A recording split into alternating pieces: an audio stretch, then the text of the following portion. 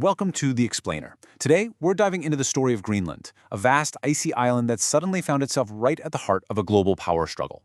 We're going to explore how it's trying to build itself into a brand new nation. So, let's start with the big puzzle, right?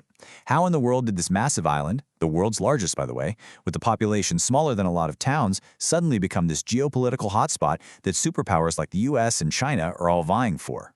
I mean, you just have to look at what's happened in the last few years. It really kicks off around 2016, when China tries to snap up an old naval base, but Denmark steps in and blocks it. Fast forward 2 years, and a Chinese state-owned company is offering to pay for major airport upgrades. And then, of course, the one that made everyone's heads turn in 2019. President Trump's offer to just buy the whole island. Something is definitely up. All right, so to really make sense of all this, here's how we're going to break it down. We'll look at why it's a geopolitical prize, dig into its long colonial past, understand its complex relationship with Denmark today, and then see how it's literally drafting a new nation and choosing its own future. Let's get into it. You really can't understand where Greenland is headed without looking way back into its past. This isn't just about recent news. This is about a relationship with Copenhagen that stretches back for centuries, all the way to when Greenland was just a distant possession of the Dano-Norwegian Union. So for, almost 300 years, this powerful union was calling the shots from Copenhagen. All the big decisions were being made thousands of miles away, and it really set the pattern for their relationship for generations to come. Okay, and this is where things get really fascinating. This timeline, it isn't from some outside historian. No, this comes straight from Greenland's own constitutional commission. It's how they frame their own history as this slow, often painful journey through different phases, from what they call parasitic colonialism all the way to today's self-government.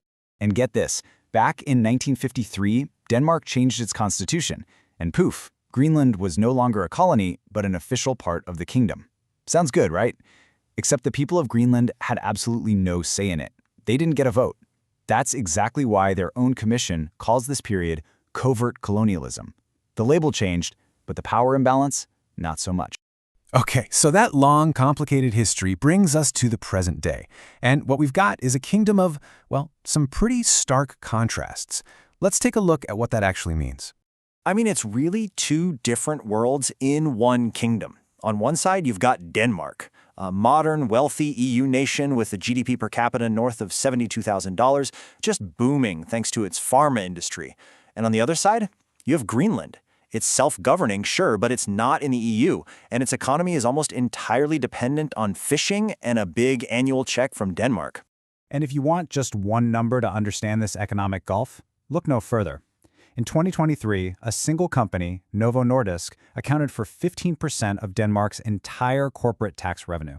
That's just mind-boggling, right? It creates this massive economic imbalance and really highlights the key question for Greenland. How do you become truly independent from a partner that's this wealthy?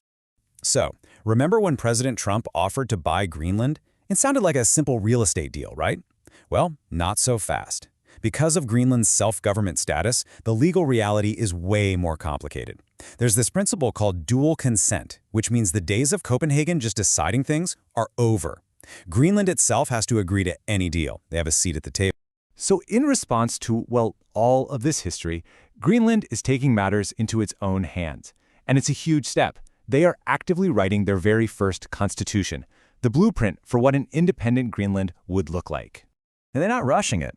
They're being incredibly methodical about this whole thing. First, their parliament formed a commission. Now that commission is bringing in experts from all over the world to advise on everything, security, law, you name it. And maybe most importantly, they're making it a public conversation so that when it's all done, the people of Greenland feel like it's their constitution. And you can get a real sense of the soul of this new nation just by looking at the draft text. Take Section 6 here. It guarantees personal freedom for everyone, no matter who you are or where you come from. It's this powerful mix of universal human rights and a very specific focus on protecting the rights of indigenous peoples. But okay, what kind of government do you actually build? That's where the debate gets really fascinating. They're asking these huge fundamental questions. Should we copy Denmark's parliamentary system? Or would a presidential system be better for us? What kind of democracy actually fits our unique culture and our small population? They are literally designing a government from scratch.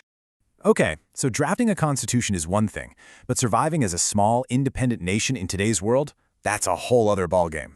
And the biggest piece of that puzzle is security. And this is, without a doubt, one of the toughest nuts to crack.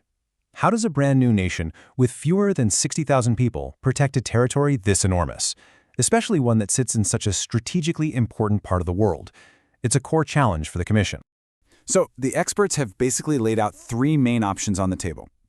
They could try to be neutral, but that's risky. It might leave them vulnerable. They could try to rely on security deals with individual countries like the US, but would that be enough in the long run? That's why one option that keeps coming up is the Icelandic model. Basically, join NATO to get that collective security guarantee, but like Iceland, do it without the massive cost of having a big standing army. All right, so let's pull all these threads together. What's the big picture here? Well, first, Greenland's drive for independence is a direct answer to centuries of colonial rule. Second, there's this huge economic and political gap between Greenland and Denmark. Third, they are carefully, piece by piece, building the legal foundation for their own country. But that path means making some really tough calls on security and how they'll govern themselves, all while the world's superpowers are watching their every move. And that leaves us with the big, open question. As Greenland steps out onto the world stage, is it going to be this shining example of indigenous self-determination for the 21st century?